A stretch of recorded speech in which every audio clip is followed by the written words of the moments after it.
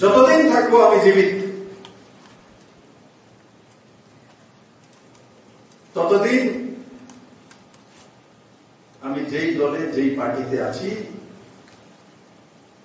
সেই সরকার এখানে থাকবে,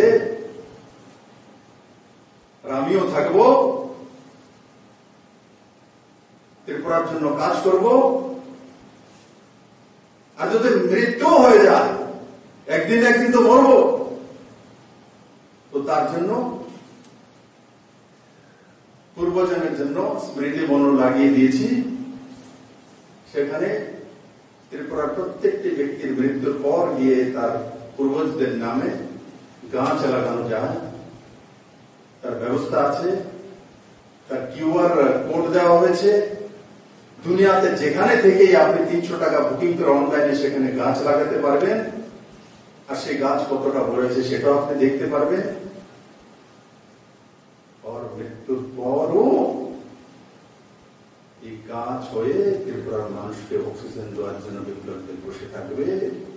কারণ কি, 37 লক্ষ ত্রিপুরাবাসী খুব কম সময় আমাকে যা দিয়েছে, আমাকে সেটাকে ফেরত দিতে হবে বন্ধুরা।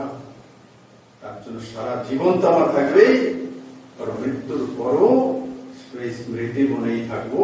গাছ হয়ে ত্রিপুরার মানুষকে অক্সিজেন দেব, আর আমি আপনাদেরকে বলবো ওই দিশাতে আপনারা কাজ করুন।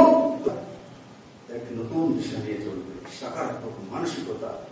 আমি মুখ্যমন্ত্রী থাকি আর না থাকি, যতদিন জীবিত থাকবো ততদিন ত্রিপুরাতে জনমুখী বিজেপি সরকারই থাকবে, মোদী সরকারই থাকবে। সেই দিশাতে কাজ করবে।